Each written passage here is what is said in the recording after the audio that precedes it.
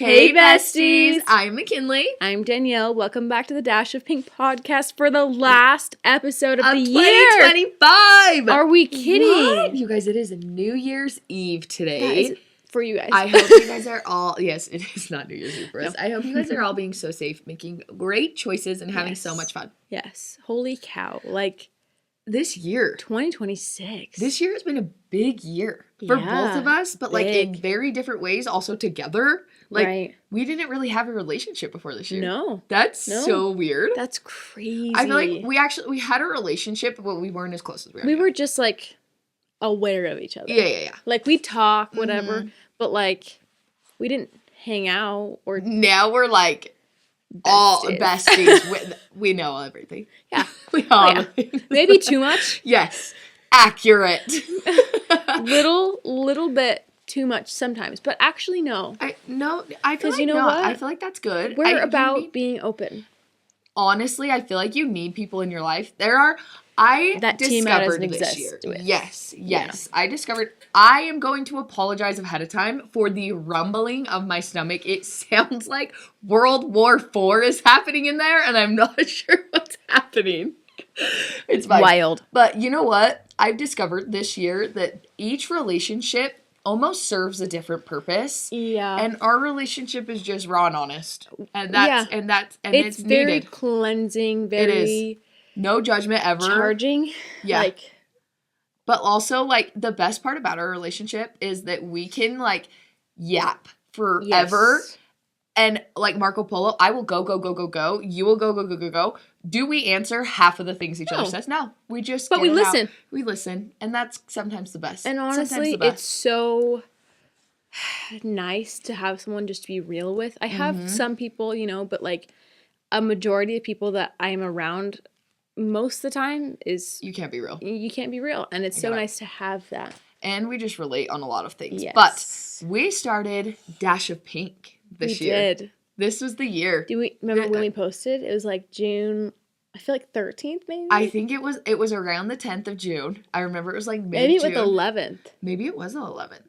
I don't know, but the idea came to us like... April? Was it? Early April? No, it was earlier. It was like March. Yeah. It was early. Yeah, you were like barely 30 weeks pregnant. Yeah. It was after I got back from Hawaii, right? Uh-huh. Yeah, so it had to have been March. That's crazy. The idea came to us, and then we were like, nah, what are we going to do about this?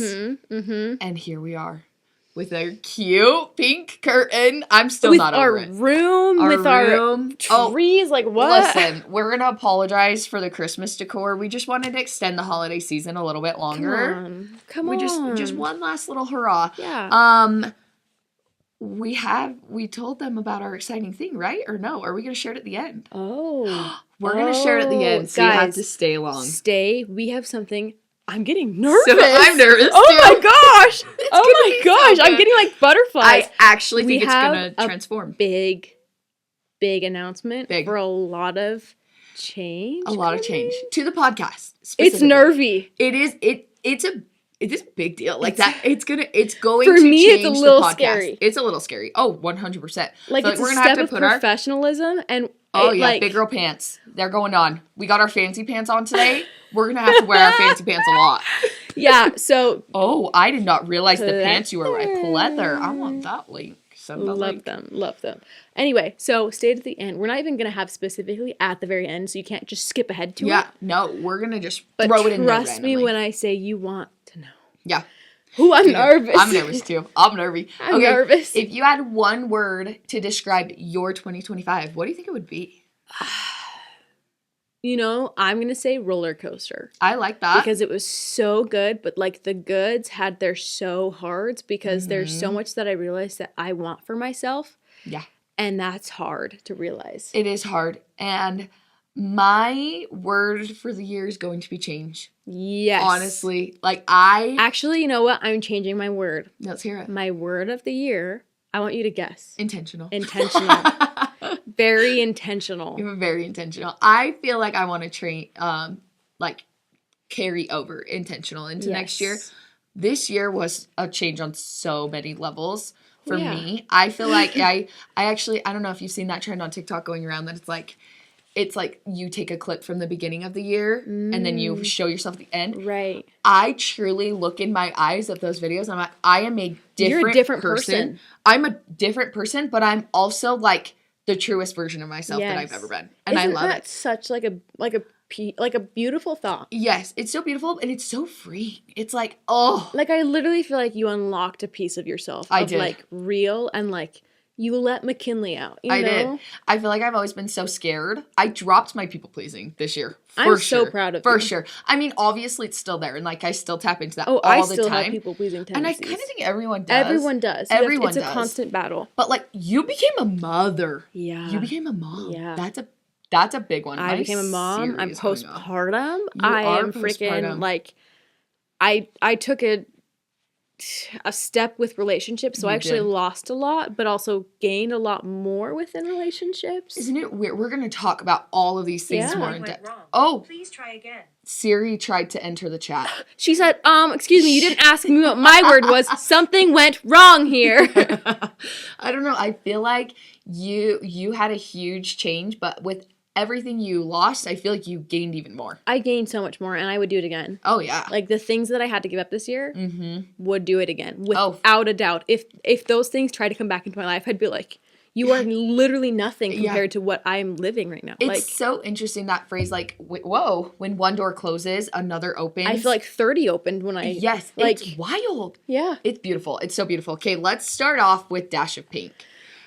I feel like let's give a recap. How did Dash of Pink come to be? Like, how do we even explain that? How do we explain how we got into this pinkified room? Oh. And is this what we imagined?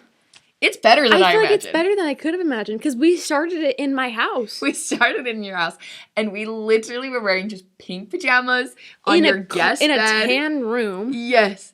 And it was great. It served its purpose, and it started us, but we knew it needed to be more. Can you believe it's been 6 months, and we're like, oh my gosh, this is like making me emotional. This is crazy. I'm getting emotional too. Like, we've done a lot. Oh my gosh, this started with me cleaning my pantry and talking about how, like, I wanted a place to make women feel welcome and safe. Oh my gosh, I'm gonna cry. I do. Like, I met someone in Disneyland.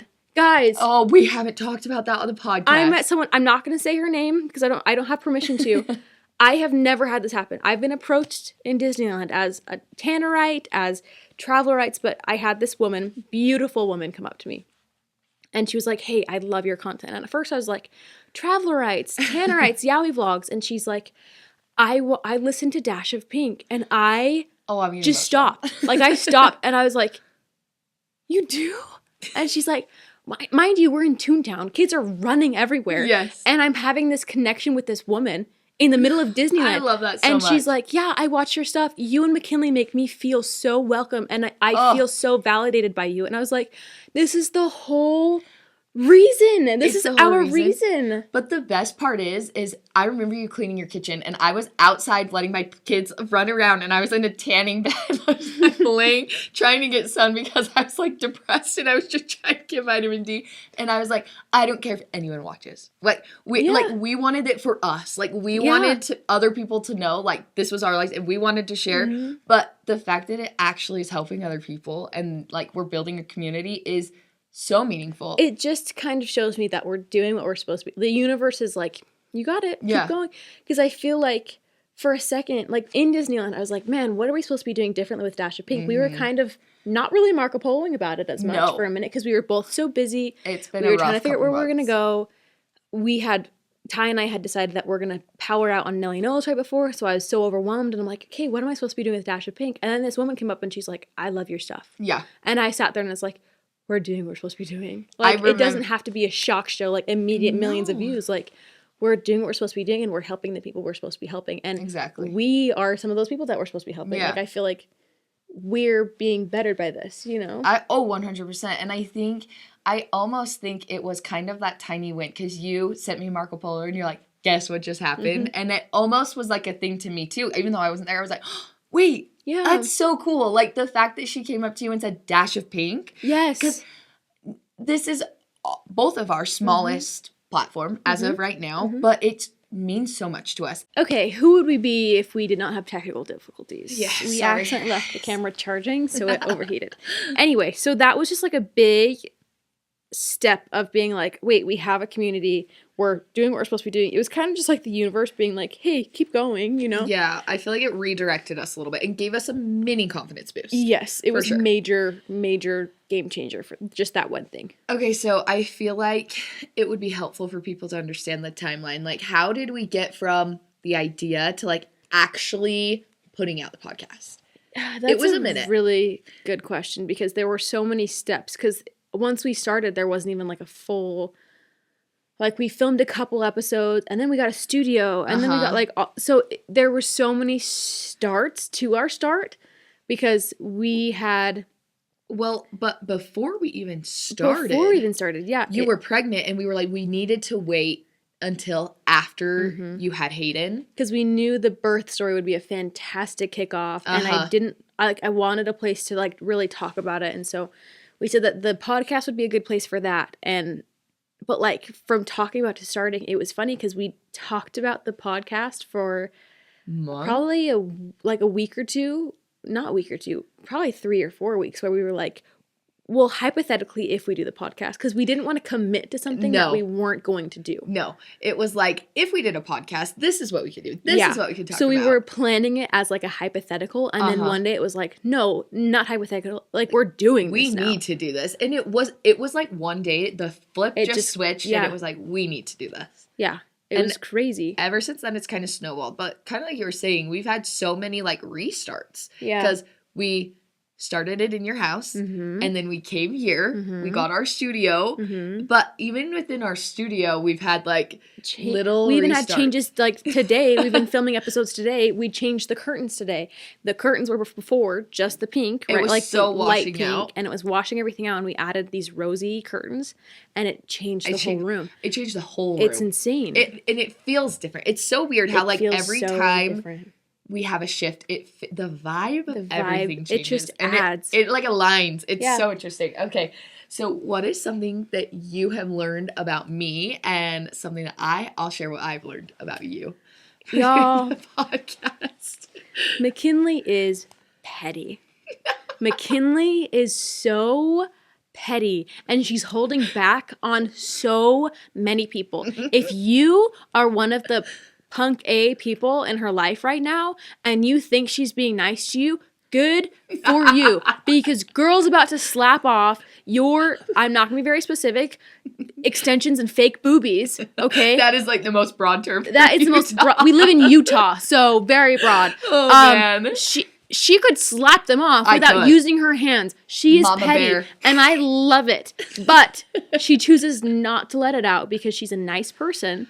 I do. She has got quite the control on her. I do. I do. Not even just in petty, like in every. You are in a frustrating situation when it comes to family, when it comes to relationships, when it comes to just like a situation, and you so calmly take control without taking control. Does that make sense? It's so weird. I feel like I take control in myself. Like, I don't let things spiral within myself, and I decide like what I can do. Like, I know you don't feel like this, but you're so cool under pressure where you could be a million places at. You're very good at being like, okay, I'm so overwhelmed, I'm gonna set a track here and stick to it. Like, that means a lot. It's definitely something I can see you working on. Yeah. But you are so good at it. That actually means a lot to me, because I feel like I lose it a lot because my brain is everywhere. Everybody does. Okay. But I feel like you're very good at internalizing and just saying, okay, you know what? I'm going to control what I can right in front of me, because these things over here can't. Thanks. That was so nice. Okay. This Danielle puts on a face that she is like this rough, tough, bold, will put the smack down like she's better than everyone else. But that's not a face, that's real. Exactly. Better than everyone else. She is truly the most kind, honest, but like emotional. And that's something I didn't expect from you. No, like truly. Like, I didn't expect for you to be as our word is intentional around here. I didn't expect for you to be as an intentional and like, you know how you feel, but you don't always want to show it. And I kind of like that about you, because you're just very even. Like, you're very, but you put on the strong face, but you are very even around on the exterior. I appreciate that, because I wasn't emotional when I was little. No, I do. I literally was just the face of what you're saying. Exactly. Like, I was just. But I feel like you show emotion and you act big and bold, but you are very tender. Yes. That's kind of that's the word that I was looking for. Is you are tender. Thank a you. lot more tender than you. Thank you. Like to show. Thank you. Thank you. How has the podcast, do you feel, has changed you to make you a better person? You know, there's a lot of times where we talk about how speaking out loud can help you so much personally. We talk about that a lot on the podcast. We talk about that helping anxiety. We talk about whatever. Yes, specifically anxiety. And I didn't realize how much I was internalizing when I talk a lot. I talk to Ty a lot. I talk to my family members a lot. Mm-hmm. But I've gotten to a point where I have just said, you know, I talk to my family members a lot. I talk to Ty a lot. I don't need to talk to myself anymore. Yeah. And I'm not talking to myself, obviously, but like, we're choosing topics that like we've wanted to talk about. We're choosing things that we are talking about in a way that's not, we're not trying to figure out other people's things. Like, we're not trying to sit and say, well, what do you think about it? What do you think? Yeah. We're talking about our experiences.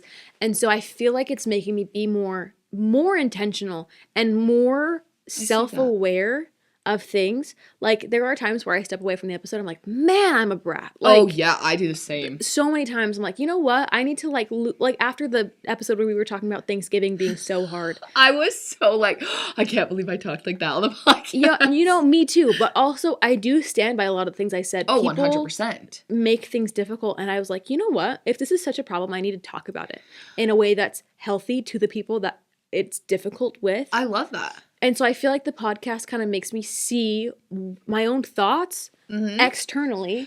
I feel like it's given me a voice. Like, yes. I feel like it's giving, I've had these thoughts, but it's giving me the confidence to talk about it. Yeah. And it's so interesting because, like, I know we're talking to people and we talk like we're talking to people, but it feels so safe. Right. And it's because we are so honest with each other, and we have hard conversations. We don't agree on everything. We really don't. No. Like, we have different views on a lot of things. How we live our life is a little bit different. But, like, it's so interesting because we're always able to communicate.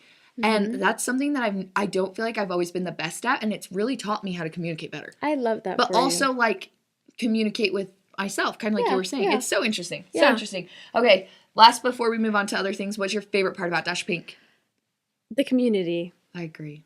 Like, it's just such a beautiful place of, like, there are women uplifting other women. And I've had, like, when Ty and Riley were on there, like, we loved that. That was so fun. People loved having Ty and Riley on there. We, like, again, we want to make this, yes, it's for women. It's mainly for women. But, like, I saw, like, a comment one time that's like, my husband listens to these with me. And I like, love it. You know, it's just, I love the community and the safety that we have, and that people talk to each other in the comments and uplift other people, and that's so beautiful. It is so beautiful. And another thing that I love, the community is, like, even there's a silent community too. Like, we have a lot of people that don't really comment, that don't really externally, they will send DMs, they will send us messages, and we see you. Like, it's so fun to see. And even, like, people in my personal life, they're like, I listened to this episode, this is what I think. Oh, so sorry. I love hearing that feedback because sometimes you don't want to comment on stuff, but it's fun knowing that we have this safe space. Okay. It's just beautiful.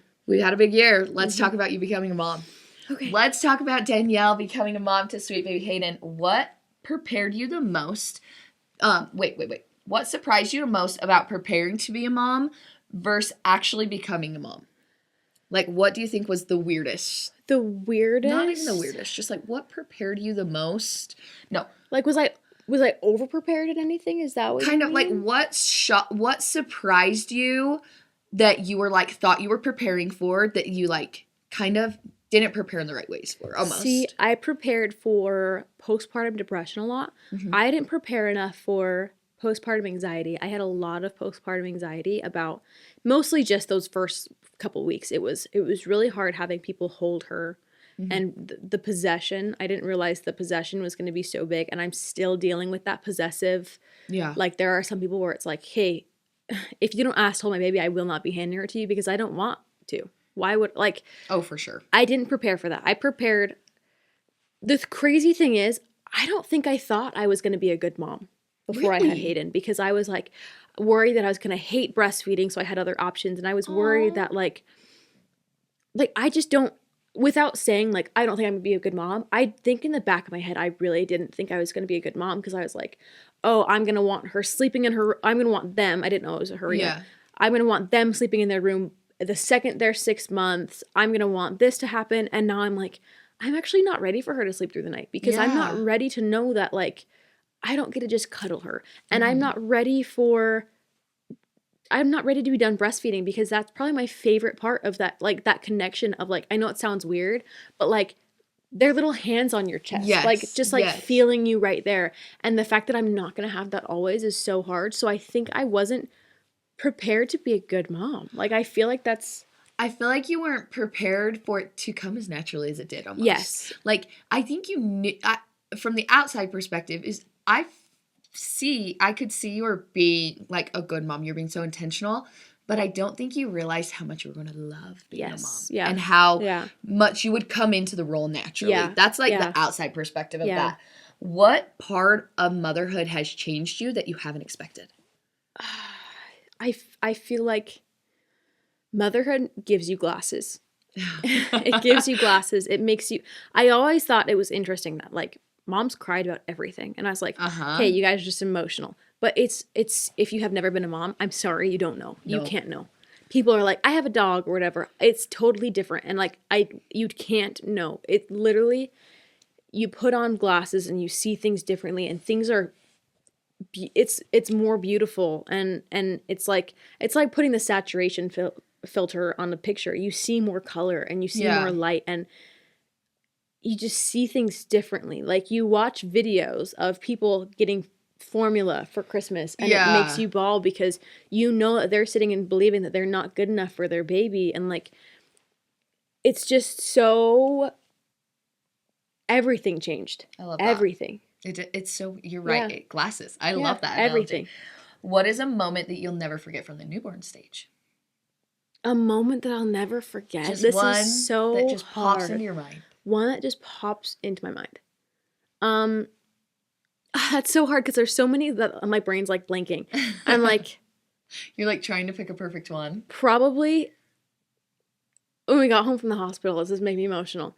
There wasn't anything that specifically happened, but I was holding Hayden, and then all of a sudden I was just like, you know when you're about to cry and you get, like, the lump in your throat, and you kind of have to, like, allow yourself to cry? Yeah, I've always had to be that. I can't just, like, cry. I have to allow it. Like, even now I'm getting emotional. It's like, no. If I don't allow it to happen, it won't happen. I was sitting there, and I had Hayden, like, I had my knees up, and she was propped up on my knees, and I was just looking at her, and then all of a sudden tears just start falling down my face because it hit me that she was mine. Was that your stomach? Yeah. Holy cow. But, like, it hit me that she was mine. And I was like, just, like, I feel like before that point, I felt the love. I felt all that stuff. But it felt like before it was a waterfall. But then the floodgates opened of, like, how much love I felt right in that moment. And it was just like, there was no having to force tears. There was no tight chest that you get when you're crying. It was just, I was smiling and tears were just coming out of my eyes. And Ty was like, are you okay? And I just said, I am so happy. Oh, that's beautiful. And I was so tired and I was so sore and I was probably leaking, but it was like nothing else mattered because I had my husband next to me and I had my baby who, she's perfect. Yeah. There's not one thing about her that I would change ever. I wouldn't go back and change anything. I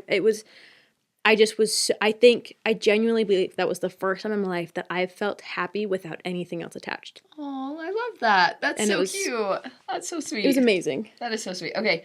What did early motherhood teach you about relationships, time, and identity? That the second you take a step back and actually look at things without irrationality, you can figure anything else out. Wow, I like. Because it's like, it's so hard in the middle of everything to be like, hey, I'm tired. That's why I'm being grumpy with you right now. Or, hey, you're actually not doing enough to help me right now. And that's why I'm kind of resenting you a little bit. Yeah. So many people end up resenting their spouse for a while or whatever. So many people get frustrated that their baby's really gassy. Hayden was so colicky. Oh, I remember And we had to just step back and think not, oh, she's not sleeping, she's not whatever. We literally, Ty and I stepped back and we said, you know what? Let's add some thought to this. Mm-hmm. She's a baby. Stomach pain is the worst pain she's ever felt. Aww. We actually aren't frustrated that we're not sleeping. We just feel bad, and we're not going to be mad at each other because we're not sleeping, because we're working together. We get the opportunity. So really stepping back and like rationalizing things, you can kind of fix anything by just saying, hold on, I'm taking emotion out of this because I'm irrational, because I'm tired. Yeah. So I'm not going to act on this. I'm not going to, No, that totally makes sense. Okay, if you could send yourself a text on the last day of 2024 about motherhood, just like a phrase or something, what would you say? About going into motherhood or the next year. Going into motherhood? Like to prepare you for prepping for motherhood and this whole year. Because I feel like when you're pregnant and towards the end of your pregnancy, that's kind of all encompassing. So what would you say? Probably, I wouldn't give advice. Because pregnancy was so hard for me and I felt so guilty the whole time. Oh my gosh, I'm actually bawl. I'm thinking about the Bluey episode. I would text myself and just say, you're doing great. Because it was so hard to eat this time last year. It was so hard to get out of bed. I was so depressed and so empty. And I was so worried that, again, I kind of maybe in the back of my head didn't think I was going to be a good mom. So I was so worried that I wasn't going to connect with the baby because I felt empty. Mm-hmm. So I would just tell myself, you're doing great, because I feel like I had plenty of people telling me that, but I needed myself to tell myself that. But I couldn't even hear my own anything. And so probably that. I like that. Okay, we're going to talk about my year a little. Ooh, yeah, let's do it.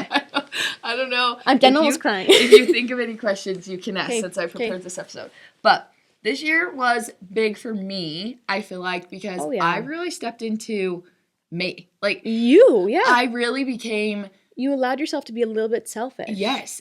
This is the first year as an adult, as a mom, that I was a little bit selfish, but also, like, in doing that, our whole life has changed. Like, our whole life is completely different. Yeah. I still have 3 kids. We're still don't have baby number 4 on the way, but our life is completely different. Mm-hmm. Like, Riley's not working anymore. And it's kind of emotional. I was just showing Danielle a video that I have in my drafts. I took a video that I had, like, I filmed content, so I have videos, all stuff, of me just talking to the camera in January and then one in December, and I am a different person. Like, even in my eyes. It's like it's wild. It's almost like the air around her is different. Mm-hmm. Like, I watched that first clip, and I just see, like... It's like sad. You can almost see that you're closed off in yourself. Like, you can't...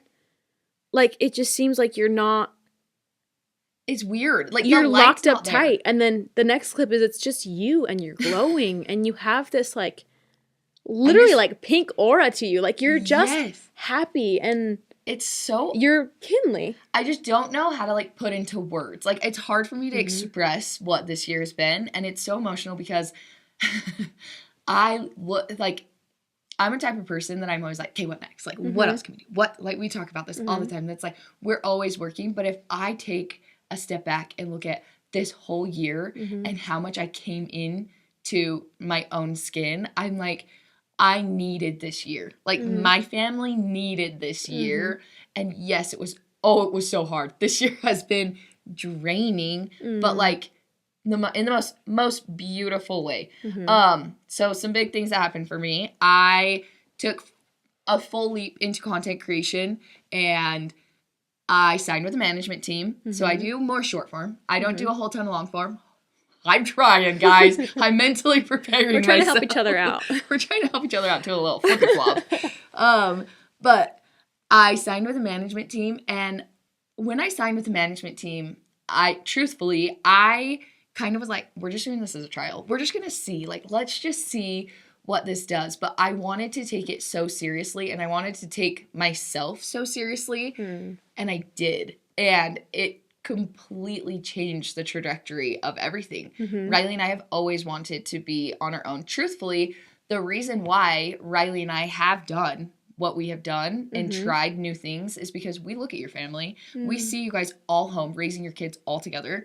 Branson and Mara, you and Ty, your mom and dad. Like, all of you guys are a home family unit working towards goals and bettering your lives. And it's so hard when you're working when your husband's working a 9-to-5 job and you're also doing something else, that it's like, I felt so trapped.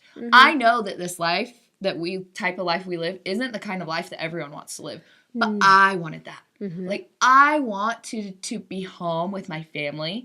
I know it's only been, well, since you guys have been saying it's been about a month, but it's only been a week. And our house feels different. Yeah. It's so weird. And I know this next year is going to have so many challenges. And I know it's going to be. But I personally feel the bigger the challenges, the bigger the reward. I totally agree. Like, and I feel like we closed a door.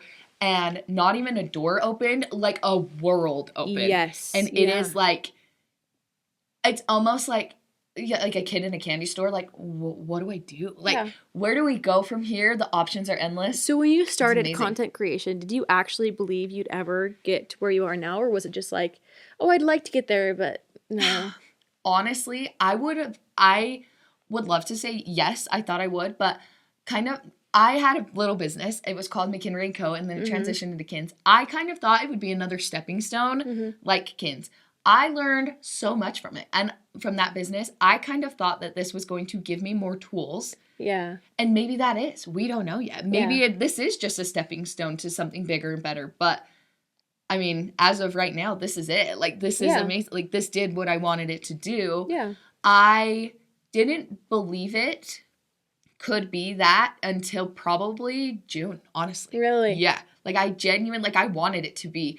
Because remember how, like, I was kind of, like, I had, like, a weird flip. Like, Riley was like, this is going to work. And I was like, okay. Like, yeah. Like, and I kept working. It was a lot for you. It was a lot for me.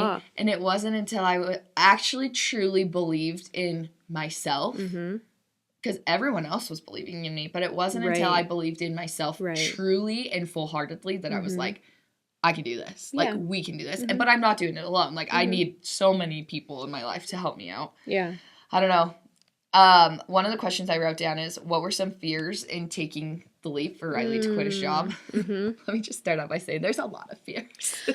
Where to start? Scary. Yeah, where do we start? It's scary. Going from stability, I will be very honest with you guys, Riley made dang good money. Like, if people knew how crazy we were to walk away from that, they would be like, because it was not given to us. Like, Riley had half commission, half base, but, like, he worked his butt off to get that. But we knew every 2 weeks there was a paycheck coming in that would no matter what pay the bills. Right. We would get extra bonuses with his commission, but now it's, we're going to see. We're going to see what's coming. It kind of based off performance and all of those other things. And that is scary. But the freedom to be home together as a family is truly all I crave. Like, it's so weird. Like, having my husband home. Yeah. The thought of bringing a baby home and not having to send my husband to work is truly the most amazing thing in the whole entire world. Hopefully we get to do that. Maybe we'll get a pregnancy announcement in the next year. Manifesting. Manifest. I don't know what else to say. My confidence changed a whole 180. Oh, I can see it. I'm truly a different person. I genuinely believe this year you've stepped into another form of yourself. Like, it went from little, just like, you were so scared of setting on, like, boundaries with family. Like, I remember I was talking about my boundaries with pregnancy, and you're like, how do you do that? No, truly. And I was like, I just do it. And she's like, no. She's like, how do you do that? And I was like, McKinley, you can do that too. Yeah. And now you're like, yeah, I'm starting to set boundaries, and it's a little scary, but I can do it, or whatever. Like, I'm sick of being treated like this by these people, and so I'm stepping, like, it's so unbelievably wild to see how far you've come in just saying, you know what? I'm doing stuff for me, and everyone else can screw off. Seriously. Like, I'm doing this for me and my family and my kids. Anyone who judges me, keep doing it. 100%. I feel like January me, probably, and early, like, probably the beginning, first half of this year, I would have done anything for my family. Like, anything for my kids and Riley, but, like, for myself and to put my needs, I feel like that's what I really came into. Yeah. To, like, I'm okay putting my needs to, I don't know. And that sounds so selfish, you guys. No, it does. I feel like I'm a chronic people pleaser. I feel like you guys need to understand. Here's my thing. I feel like to be able to be a mom, to be able to be a wife, to be able to be a friend, you have to be yourself first, and you stepped into that. And I feel like it's big. It is. It is. I truly believe that I learned that I myself can do anything that I set my mind to. And I think that's powerful. I think so. It is powerful. Okay, let's talk about book number 3. That's another big thing this year. It is a big thing. Why now? Why did you decide to do book number 3 now? Like, because you're freshly postpartum. Oh, yeah. You're in it. Like, you're pushing content like nobody's business right now. Why was it book number 3 time? I always knew that I wanted books about a year apart, which right now I'm a little bit spread out because I'm rewriting book 1. I don't know. I just didn't want to slow down yet. And I got to a point, again, in pregnancy, all of a sudden where I was depressed. I wasn't doing anything. And then I woke up one day and I was like, hold on, I'm still me. There's still me. Like, I literally, the best analogy I can feel is I could feel myself, like, crawling out of a hole, like, desperately, like, I need to be me again. And I was like, holy cow, I haven't written anything. I haven't worked on anything. Yeah. And I literally have Marco Polos of me talking to my parents. I'm like, hey, I have to start thinking about the trailer and when I'm going to film a trailer and all of these things. And I remember my dad Marco Poloing, and he's like, hey, you're insane. You're wanting to do a trailer 3 months postpartum or however many. You're wanting to do a book. I'm glad you're back. And I was love like, that. So it was really about getting me back and getting my storytelling back. And that's somewhere where I find peace. Yes, it can be overwhelming. Yes, it can be whatever. But like, I find peace in creating this story that's absolutely insane right now. It's crazy, but it's something that I don't do a lot for me passion wise. And so that's very, yeah. So what's different this time around? Because you have a baby and there's so much life happening, was it different the third time around, writing the book, doing the trailer? The third time with writing, I was trying to finish it before I had her, and I did. Well, I finished the writing part. I had to send it to beta readers and stuff, and the editor afterward. But like me writing it, I was doing it pregnant, which was easy, whatever. Yeah. But the trailer definitely was crazy. With a baby.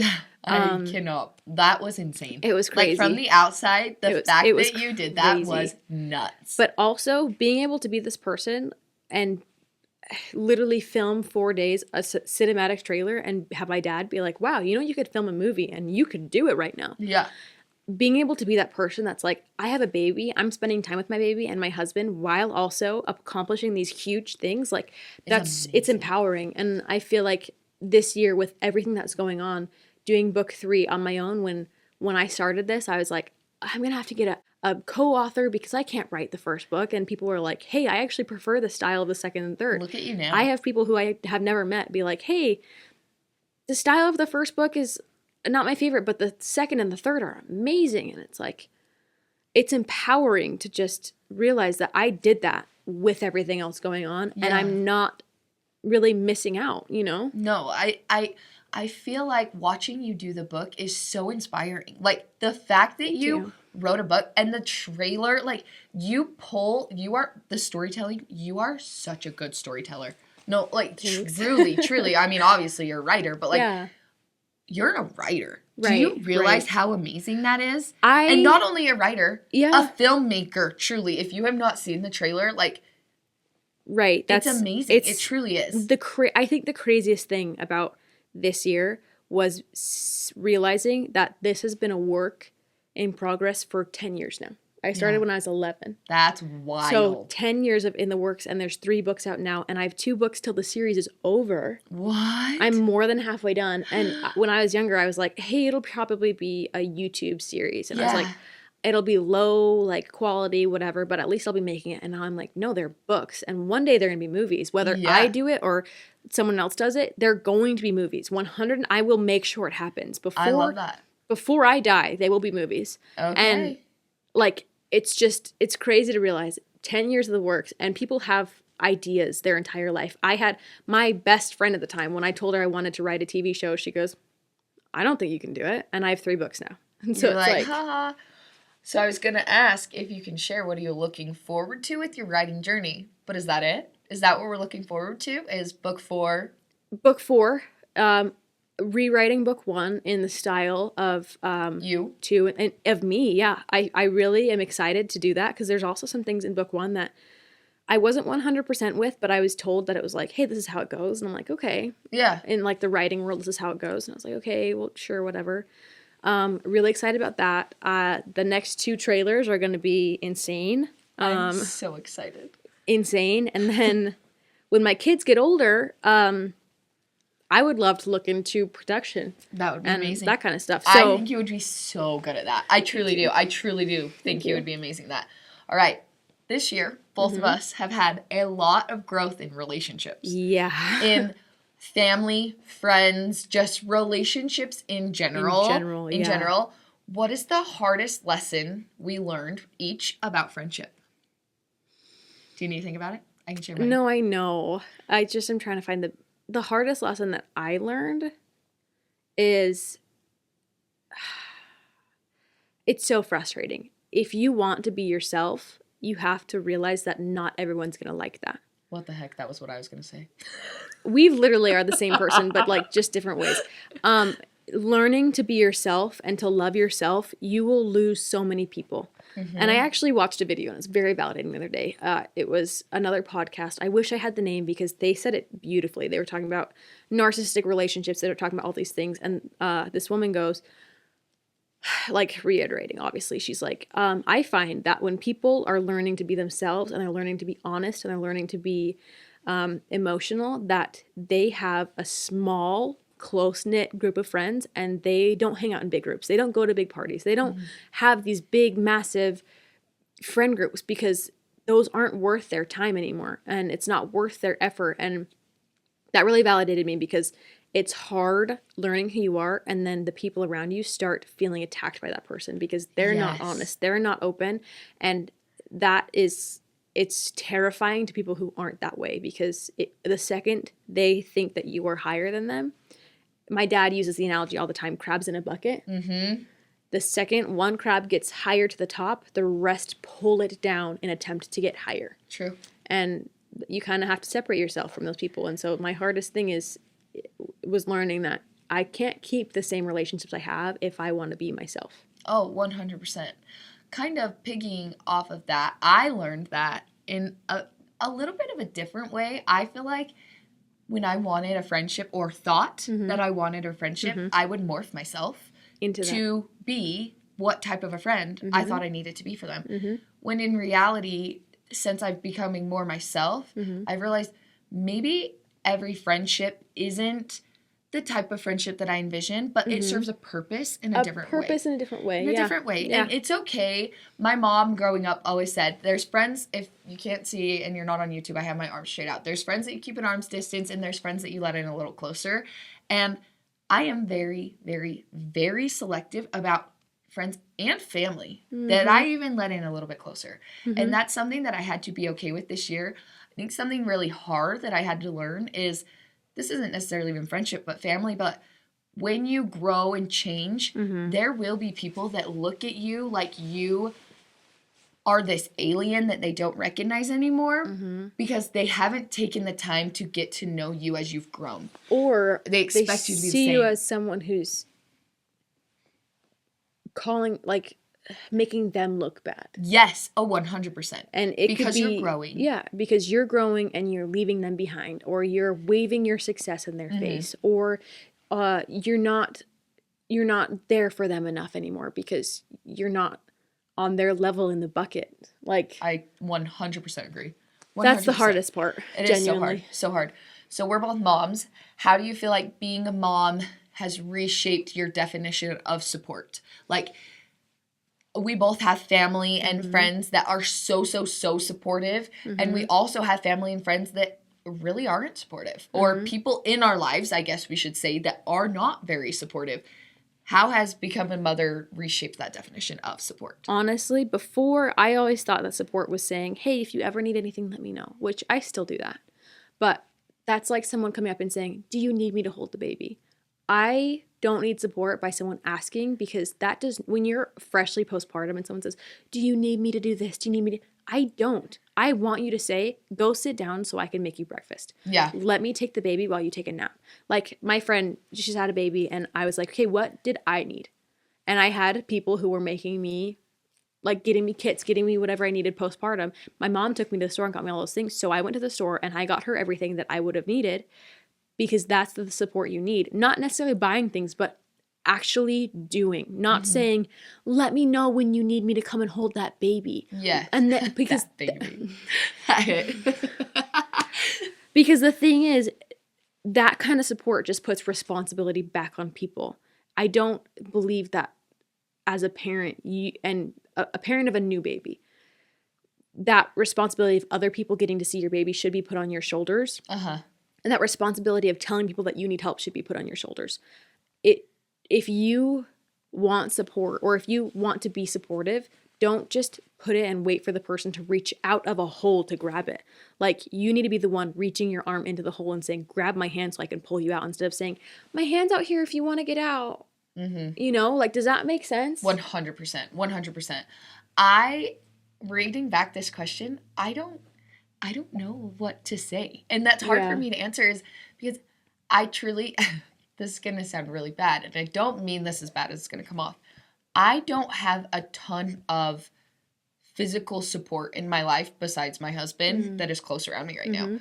I don't have a whole ton of family that's like, hey, do you need help? I know your life is insane. Can I take your kids? Like, I really don't have that. But I realize that sometimes you have to kind of find your own support. Like, you kind of have to shift your life in a different way. Yeah. We shifted our life to get our own support. Now Riley's home, and now we just get to spend time together as family. Like, I don't know how to answer that. And I wrote the own question. It's hard. And that's why I was like, I'm just going to go for that, because I'm talking strictly postpartum, but I don't know later. Yeah, I don't like, I'm just dealing with mine right now of do you need me to hold the baby? Ask me. Ask me if you can hold the baby, because I don't want the responsibility of saying, okay, this person wants to help me out, so I have to text them at a good time and I have to invite them over. That's not support.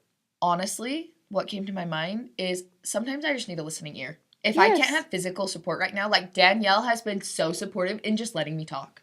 Like, and I'm just so glad. letting me vent and just get out the thoughts. Yeah. And sometimes that's kind of the support that you need. Yeah. And this podcast has been a little bit supportive. Yeah. So, how did your marriage grow? Oh, in so many ways.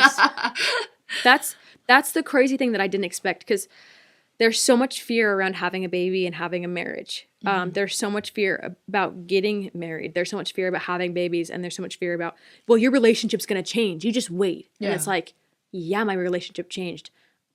Ty and I are working on so many things. It's hard. But again, in my opinion, the more good you want, the harder things are going to get. And so whenever there's something hard, I'm like, great, there is something really good coming out the other side of this. Oh. And it's beautiful, because we saw the good, the bad, the ugly. For half a second, we said, you know what? What are we going to do right now to make this not a problem? Yeah. And the fact that we can learn, I just feel like there are so many people in the world who are like, oh, the honeymoon phase, da-da-da.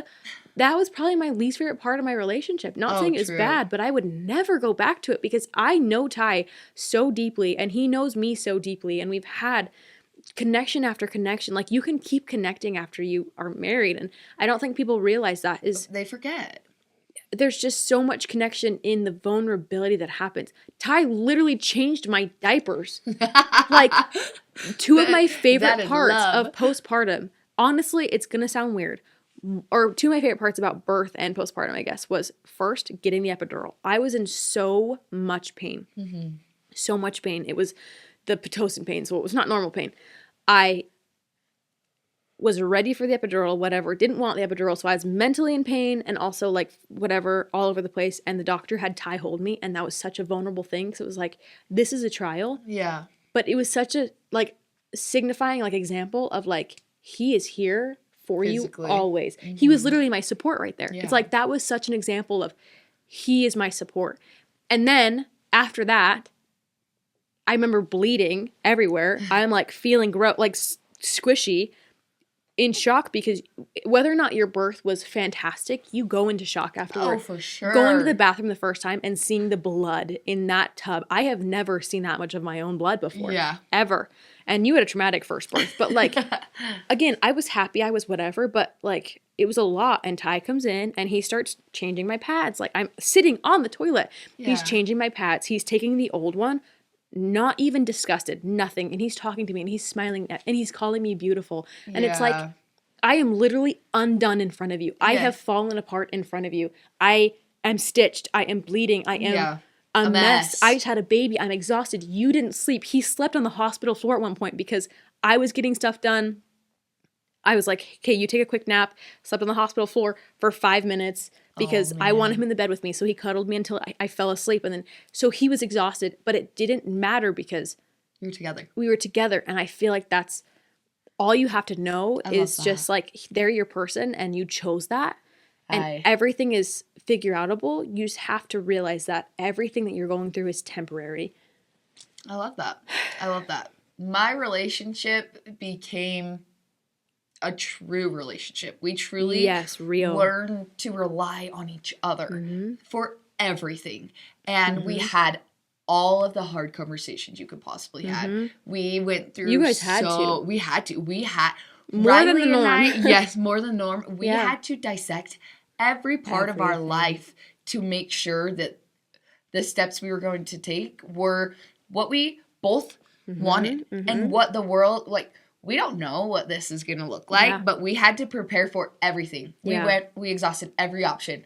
And are we out of the woods? No. Right. There's going to be so much more that we have to learn. But I feel like this was a year that our relationship had to get solid. And it was put to the test. Yeah. We had things come up in our lives that no one should have. And why, I don't understand, but I know that was kind of preparing us for what's to come. Yeah. And making us stronger and binding us and knowing that, like, if we can get through those things, we can get through anything. That's so cool for you guys. It's amazing. I love it. I love it. Okay, what is something that made you laugh the hardest this year? Laugh the hardest? Do you have one? Because I got to think for a minute. Something that made me laugh really hard. Honestly, Piper Dot. Piper Dot is hilarious. Like, she's just this ray of sunshine. If you don't know, she's my youngest daughter. She is 2.5, and she Sweetest little thing. This spunky little fireball. And she is just hilarious. Like, just how she has brought this pizzazz into our world.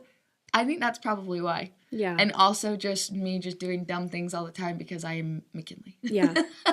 I genuinely think things that have made me laugh the hardest were, like, the hard things. Like, like Ty being so exhausted that he woke up in the middle of the night and I was like, hey, will you change Hayden's diaper? And he's like, her what? I'm like, her diaper. And he's like, her what? I'm like, you do this, like, 5 times every night. What do you mean, her what? Or, like, arguing with me that it's like, hey, will you change your diaper? And he's like, I just did. It's like, it's been 3 hours. No, it hasn't. It's like him being so tired and still trying to figure out what the crap is going on. He's like, what do you need from me? Just being able to step away from all of that and be like, I feel like just all the crazy, the tired. We laughed about a lot of things. We cried about a lot of things. Yeah. But I couldn't give you one specific example. I love it. That was the next one. What made you cry the most? I'm literally crying. My baby. Your baby. My life. My how I'm not highly religious, but how much God has. I feel special. I feel loved. I feel worthy because of the people that are put in my life, because of this relationship that we have. I feel loved and I feel important. Oh my gosh.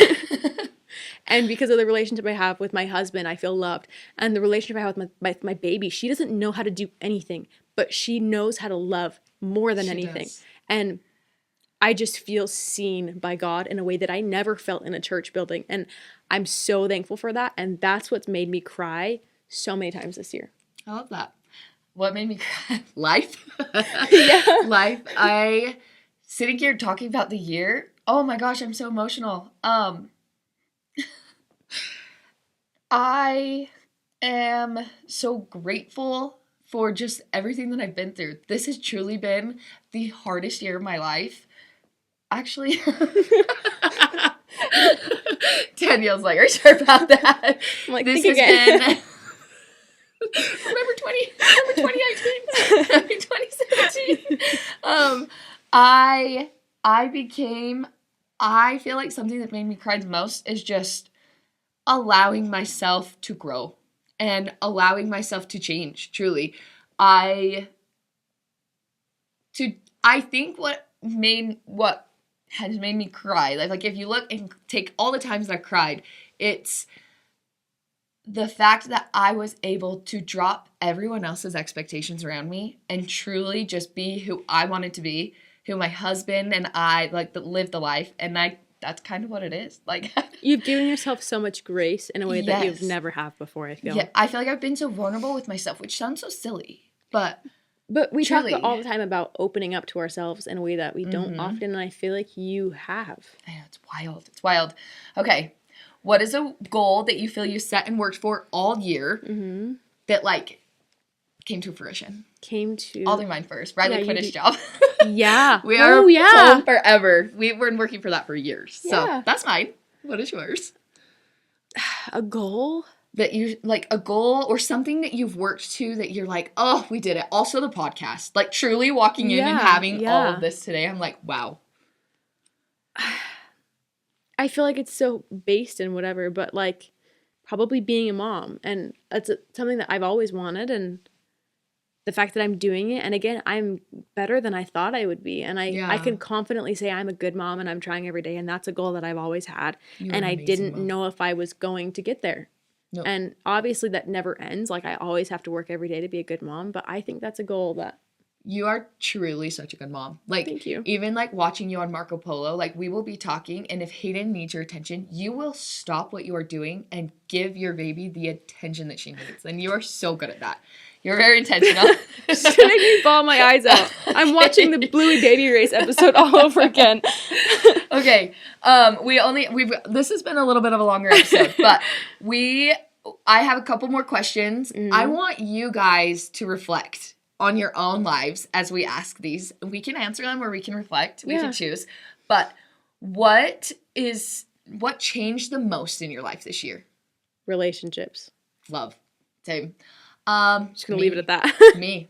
I changed the most. Yeah. I changed the most. I think me too. Yeah. I think you changed too. Yeah. You're a different person. Yeah. You are like the mother Danielle. Yes. You are a bad mama. Okay. When was a moment that you surprised yourself? Again, realizing that I'm not a bad mom. Yeah. And that I'm good at this. You're nailing it. It wasn't a moment. It's been so many. And there are going to be so many more. They are for sure. Moment that I surprised myself. Honestly, today, like, it was I did an interview for, I don't know if I'll be in it, but I did an interview for a New York magazine today, and I'm shocked. Like, I don't understand how I got here, but, like, that's cool. Like, that's cool. Like, and that's amazing. You worked your tail off to get there. I worked my booty off for this. Who do you feel you were quietly becoming? Well, I feel like we've talked about this a lot. I don't really want to talk about that one. Okay. What do you want more of next year? Can I be surface and say money? Same. Like, I genuinely, not for my own purpose, I've just in the past month really hit the realization that it's our responsibility to grow a life for Hayden and our kids, and that's what we want to do, and we're working our butts off because we want trust fund babies. Yeah. Like, I'll tangent off that. Money is the way to get what I want, but I want to give my kids the world. I want them to experience things. I want to be able to travel with them. Yes, we were talking about this last night. Yes. I don't want them to grow up in a Utah backyard, which is not bad at all, but like, we can have more. I want to better our lives, and I feel like the best way to do that in this moment of time is in the world we live in. You've got to have money, booty off, and make as much money as possible. So I'm gonna be vain and also say money. What are you willing to leave behind? People pleasing.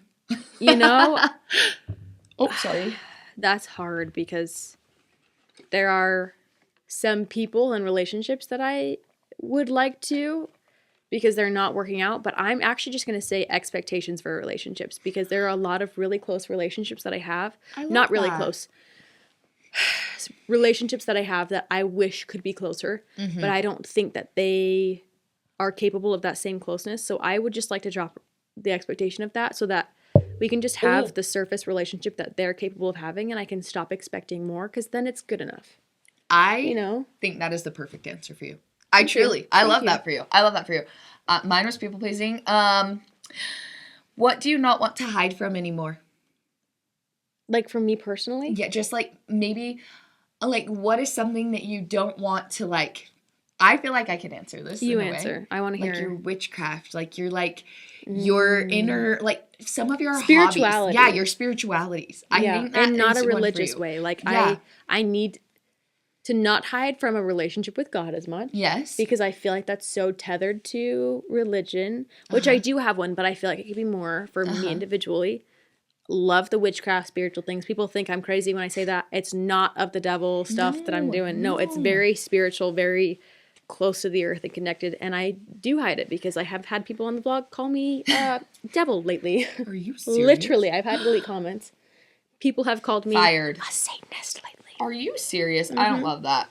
Okay, this is the last question. What is one delusional girl boss wish we are manifesting for 2026? I want $1 million. Oh! I want $1 million so I can live I can buy a house big enough that all my kids can live in, and that Hayden and my future kids can have bank accounts to go and buy their own houses and have their own life to start out with. I love it.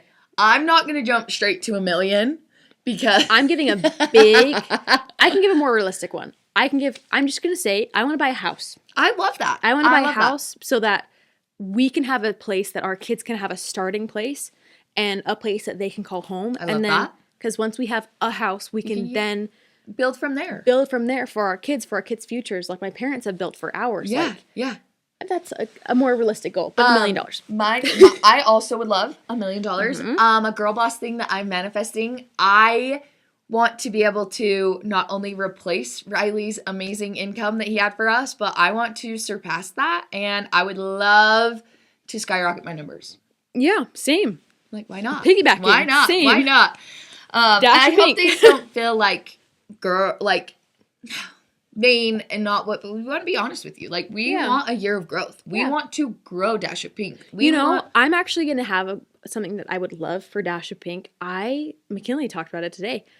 Live shows. Yes. I think we should do a live show by the end of 2026. That would be insane. That would be crazy. And that would be so cool. You guys, I think that would be amazing. Like a mini tour where we go around Utah County or something. Let's do it. No, literally, I think that is on our goal board. Also, I would love to get our numbers up on Dash Pink.